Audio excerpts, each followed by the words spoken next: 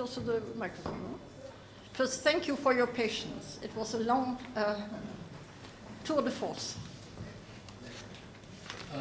Angelika, thank you very much for this, as always, complex. And I have a problem with some of the categories you use. First of all, the concept of late antiquity. I mean, you yourself admitted in your writings that the concept of late antiquity is so fluid. And it seems to me that one needs at one point or another to ask, when does it stop? I mean, is there an end date to late antiquity? Does it go on and on and on as long as it's not going on? Are we still living in late antiquity here? Are the Muslims still living in late antiquity? The other problem I have is with categories like Arabian way of thinking. That how do we know what the Arabian way of thinking is? We know so little about Arabian societies. We know so little about Arabian Judaism and Arabian Christianity. How can we generalize about these categories?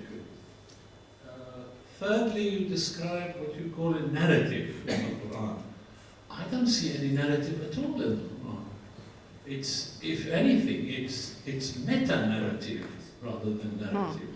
The grammar of the Quran is what has been called the eternal present tense. It's not once upon a time like the biblical narrative. It's totally unbiblical in that sense.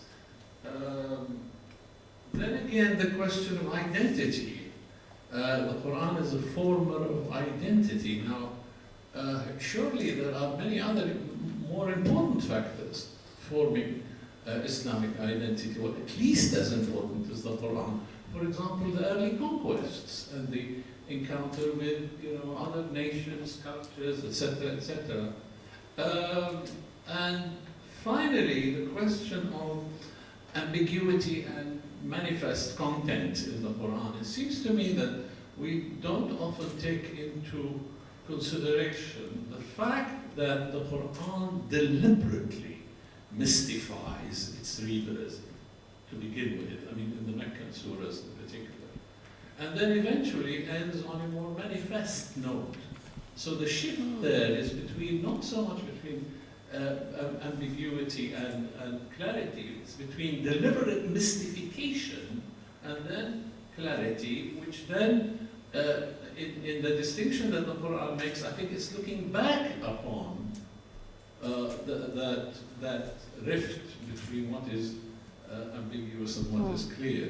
But I think the Quran is deliberately mystified rather than in the beginning anyway. Its hearers. And finally, who are its hearers?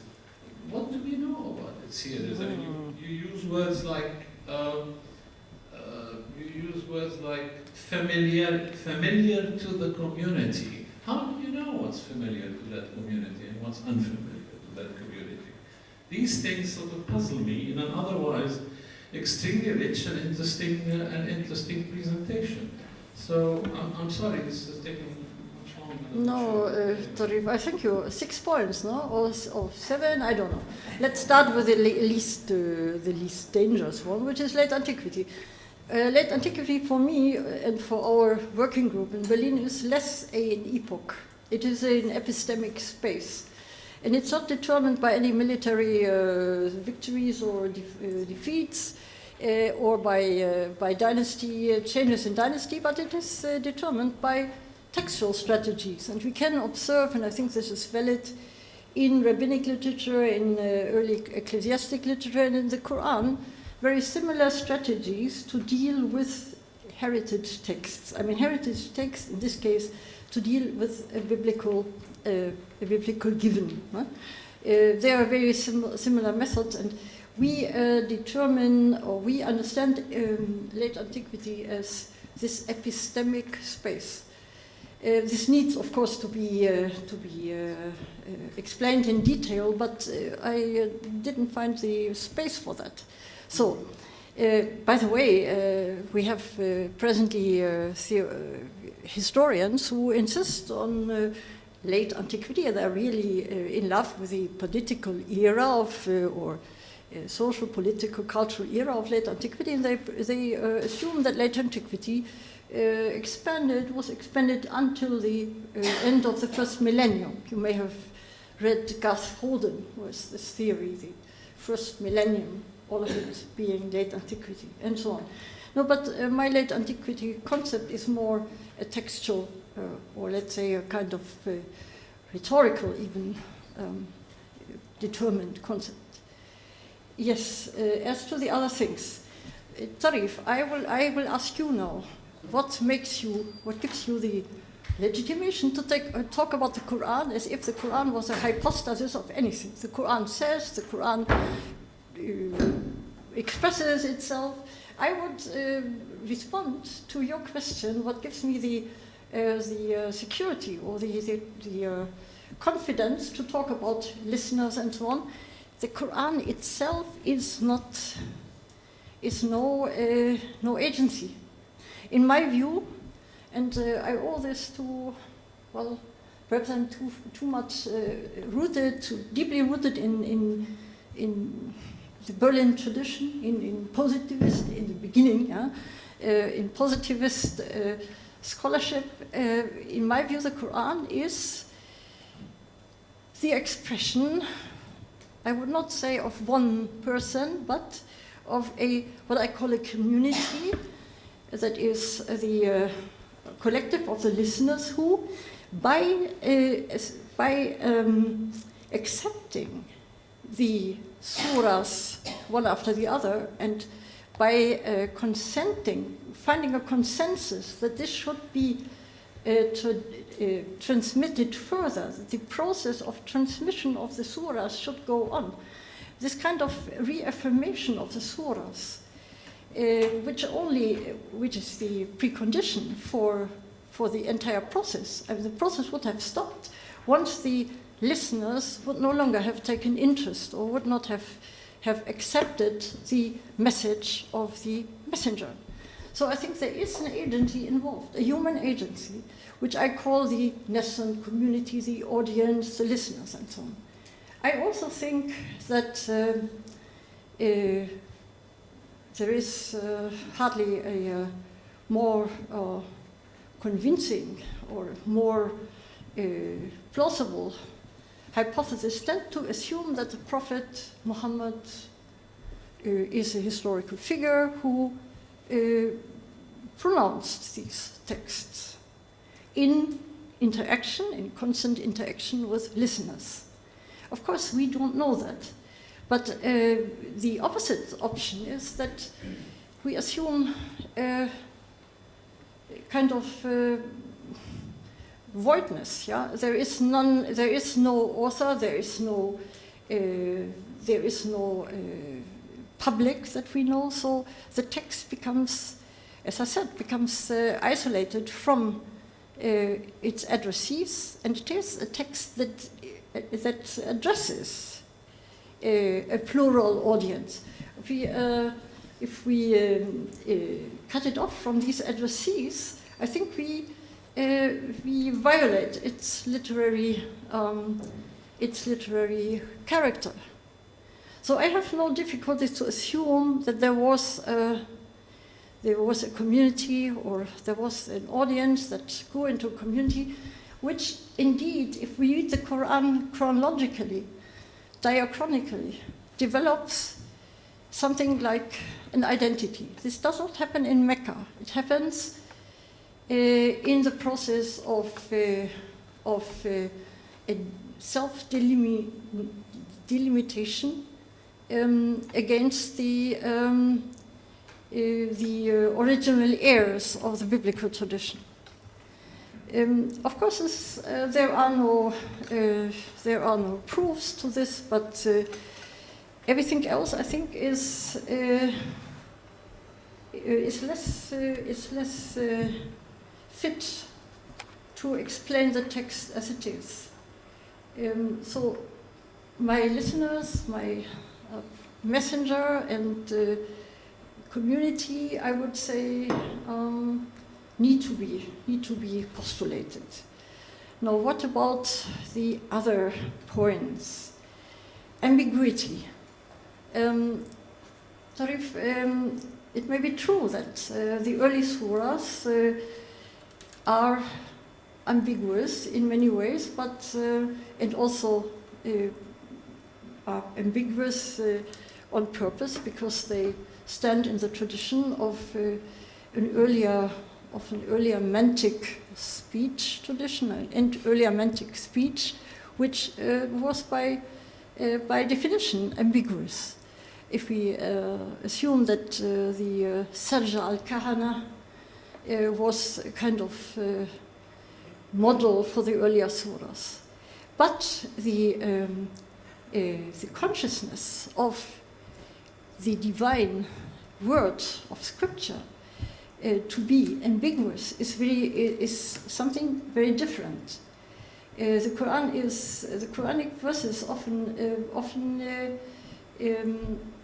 express the confidence to be mubin, very, very often. The word mubin is a frequent word. And all of a sudden, there is mutashabih. And I think this is a shift in the hermeneutic approach. This mutashabih has to do with the discovery of biblical truth or biblical informations that are not immediately acceptable as convincing.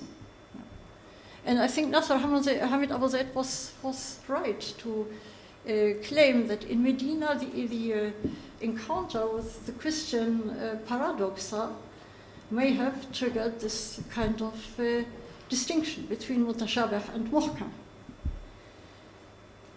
This, of course, I think the difference between your and my stance is one principal difference. I understand the Quran as an ongoing process of communication by an individual to a collective. And the collective, it is the collective that changes, that firstly becomes perhaps deeper in their insights, or more numerous in number, even change. There are Jewish listeners joining the community. The changes in the Quran are due to the new challenges by the ever-changing listeners, audience. This is what I assume. And on that basis, it becomes possible to reconstruct this achievement of an identity, in my view. Now, as to the last, perhaps the last point, we know little, that's true, about Arabian values and so on.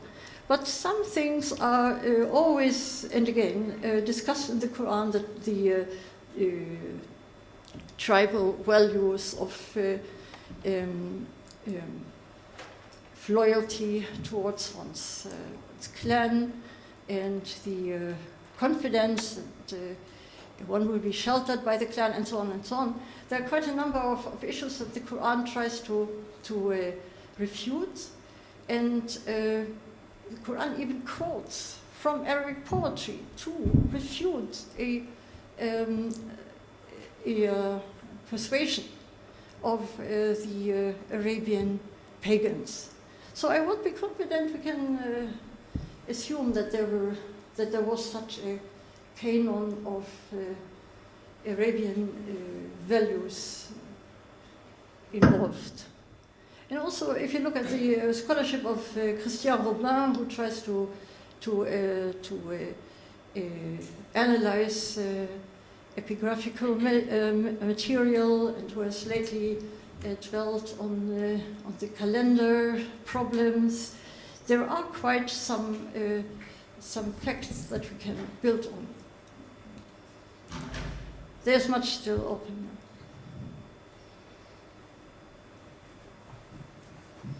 Okay, thank you very much. I would also like to thank you for a very rich presentation. Just, could I have a clarification? I'm not sure I heard the point about Father Sidney Griffiths contribution.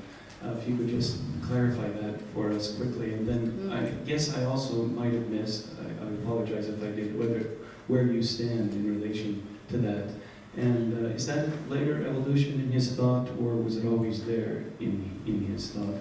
And then finally, the question about borrowing, I would agree that it can't be the only question, but don't you think that it is also still a critical question that can help move biblical scholarship, comparative biblical studies forward?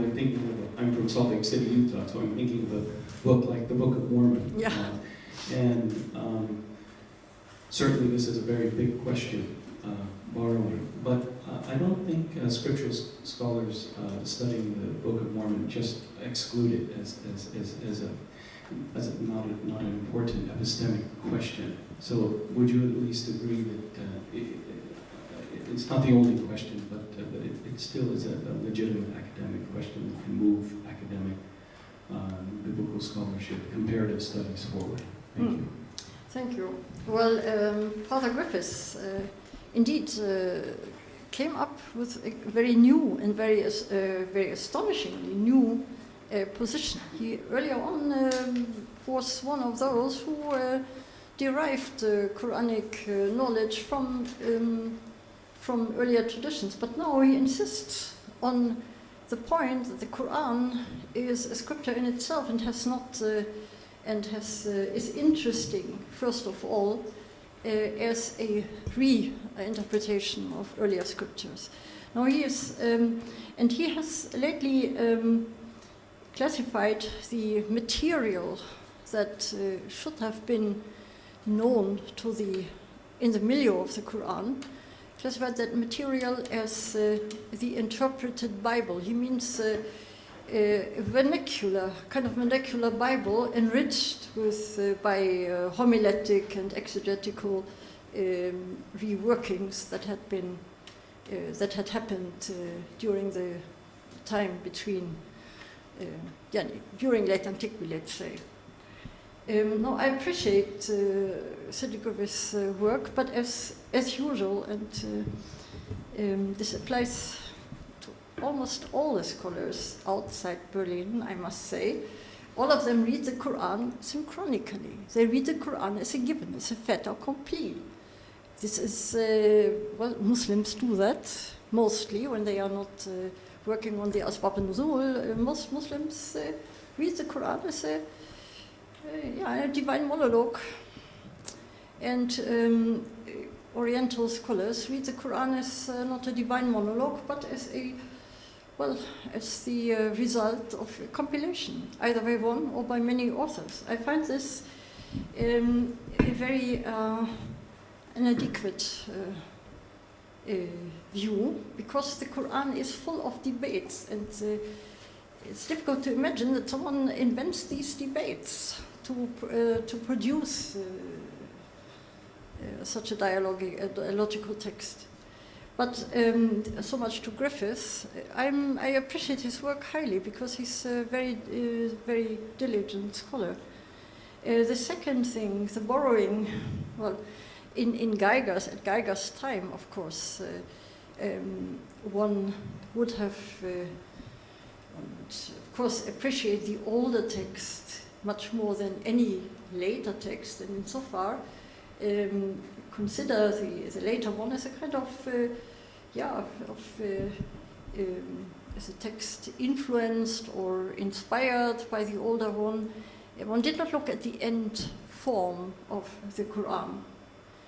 And yet we owe Geiger a very important achievement. He dislocated the Quran from the Arabian Peninsula, from the status, raised it from the status of a local, marginal, local text to the status of a late antique religious document, which he placed on eye level with the others. Now, borrowing, of course, I wouldn't use the word anymore. I don't use the word anymore since my reading of Daniel Boyarin. Daniel Boyarin has studied the genesis of Jewish and Christian traditions from, of course, from the Bible, but moreover, from their mutual contacts, and has refuted the opinion that Christianity came after Judaism. Both of them developed side by side and did not borrow from each other, but learned from each other and responded to each other. So I would rather see the emergence of religions as kind of of continuous contact.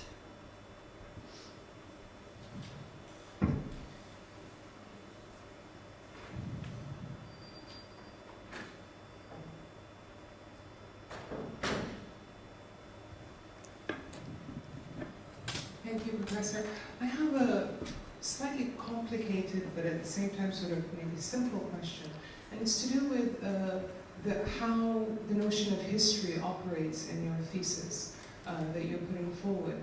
I'm asking because on the one hand, there's a tendency, at least as I understood it in your talk, to draw on the Quran as a type of historical source, as a document in and of itself, but yet with a very acute awareness of its literary dimension. So my question is, do you see a sort of a binary division between the literary and the historical in that sense? And then the second question, which is part of that as well, is perhaps to do with how might one try to understand this contextual history without falling into the kind of tendency to fold Islamic narratives or Islamic history into biblical narratives, right? Mm-hmm. Because I confess I haven't yet read your book, but the same type of care that you call for that has taken place in biblical scholarship, that you're calling for in Islamic scholarship, how in Quranic scholarship, how can that work using the same methodologies and yet maintaining sort of the sanctity of each tradition in its own right? Because they are different. They are different, yeah. But the Quran is today treated by two different academic communities. The one being the historians. Think of Patricia Crone, for instance, and others being the literary scholars. So there we don't have as prominent examples, but maybe Michel Kuipers would be an example. They do not meet, and they do not discuss each other. Patricia Crone never, and the vast circle of less important, she is a master, but there are many who follow the same way and who don't take the trouble to look at the text they explore as literary artifacts. Biblical scholarship has taught us to first to determine the units that we are going to investigate. We cannot take the Quran as a whole, as a unit. We need to go to the smaller units. Now, fortunately, very ancient manuscripts.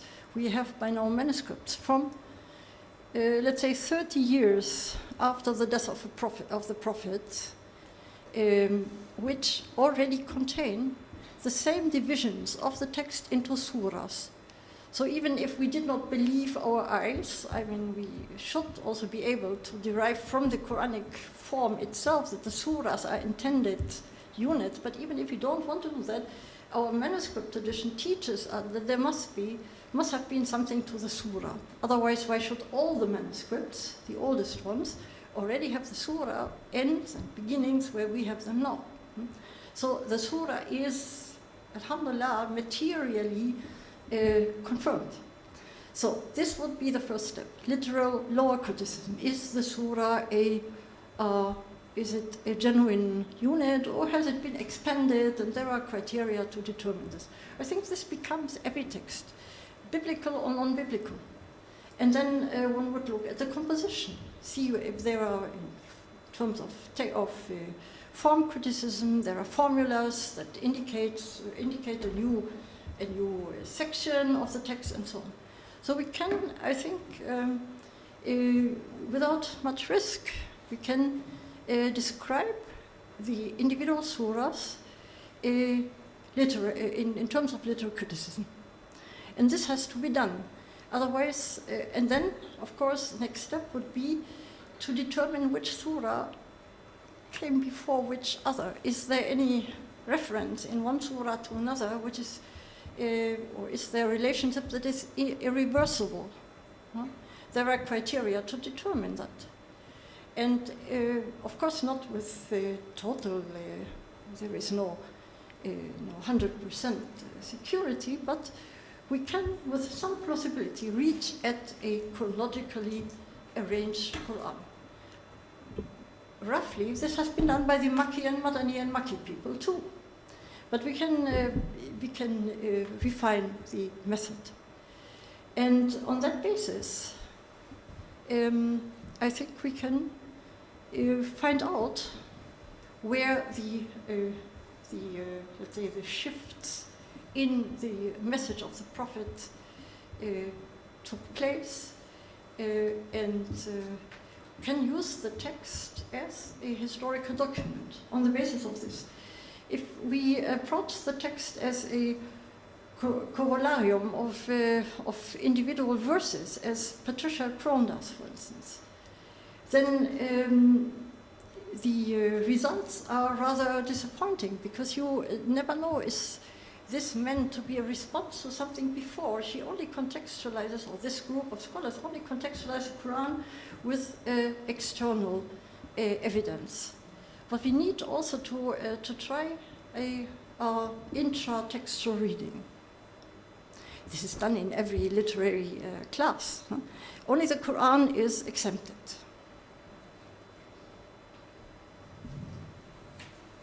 Yeah, awesome.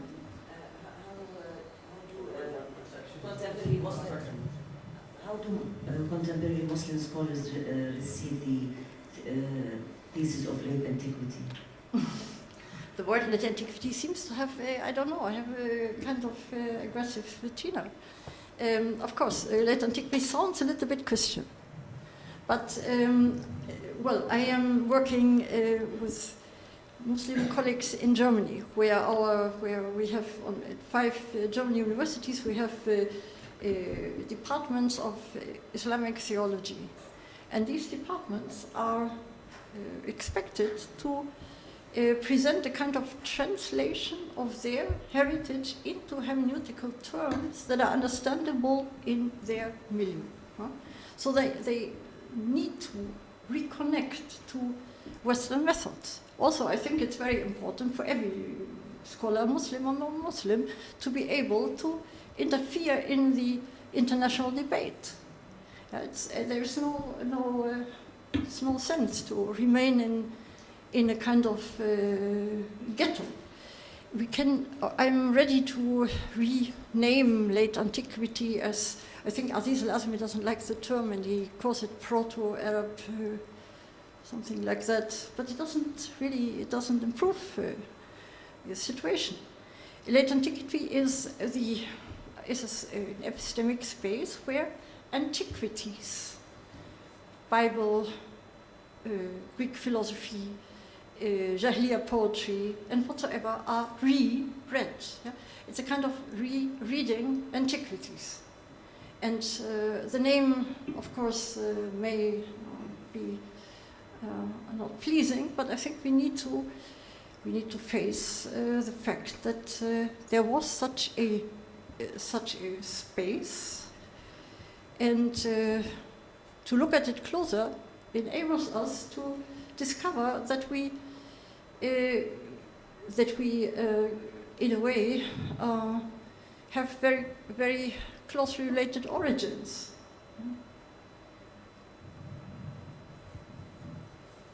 In our Muslim scholars in the German universities become accustomed to late antiquity already. I find Middle Ages much more problematic. To claim that the entire Islamic heritage belongs to Middle Ages, from the Quran to I don't know, to the Nahda. This is something that is repeated sometimes in Arabic, or Surah al-Wusta. I find this far more problematic. Thank you very much for a very thought-stimulating lecture. I thoroughly enjoyed it.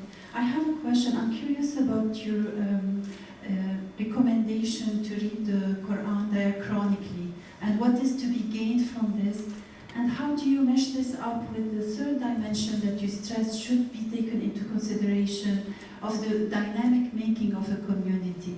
So what other texts should we bring to understand the Quran in that third dimension? And at the other end of the spectrum, what understanding of a community should we stop at?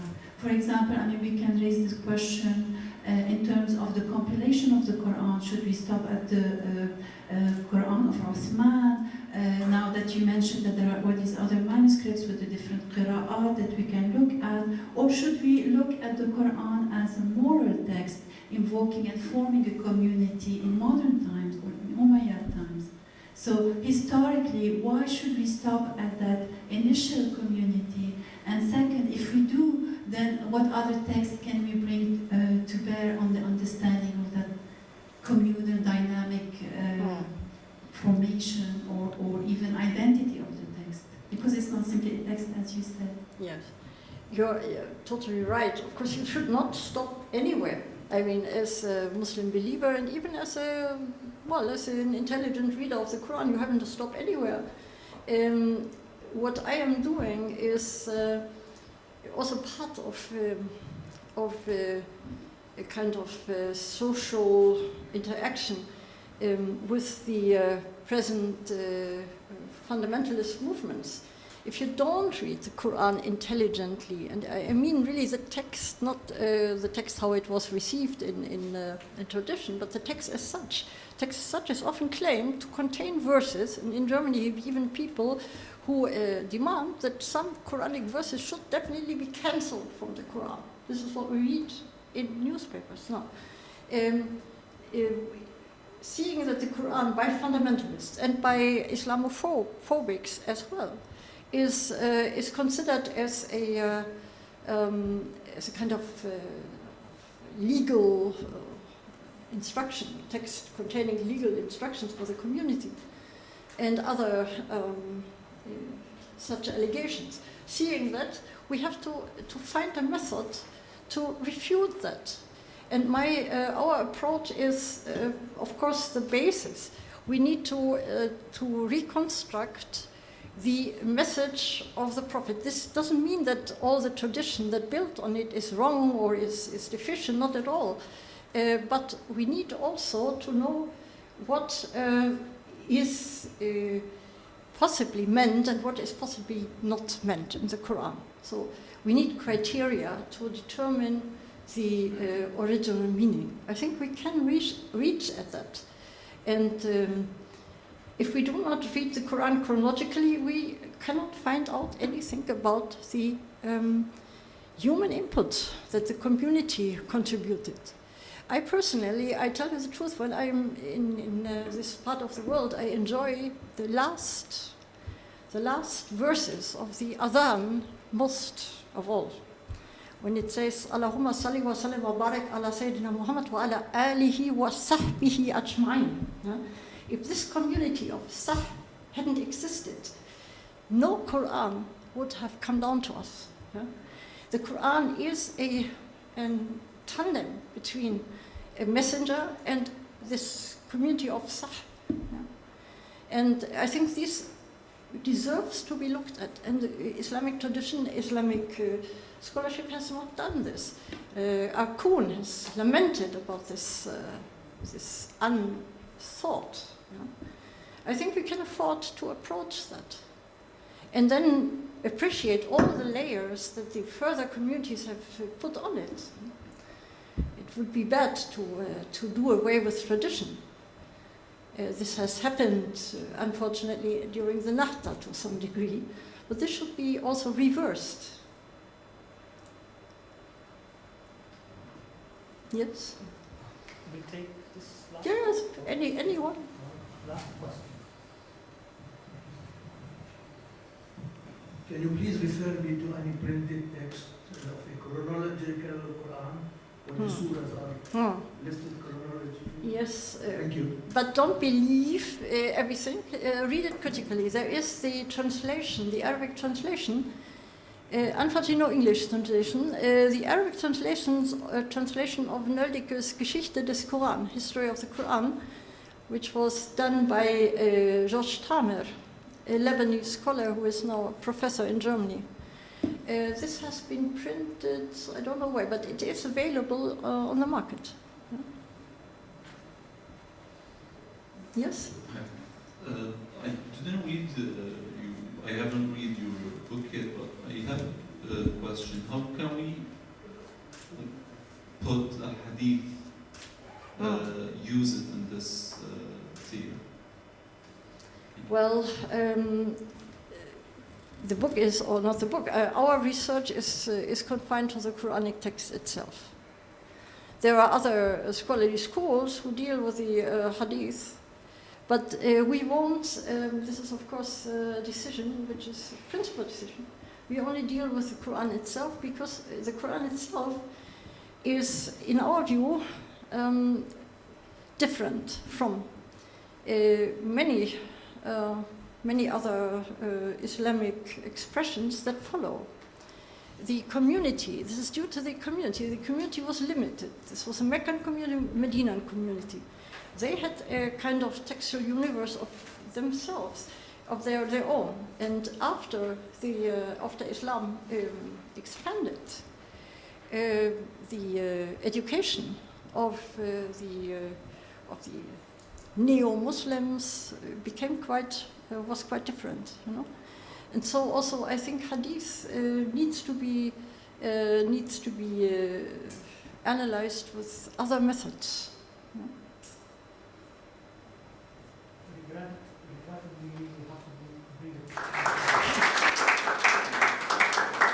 Thank you again for your patience and your interest.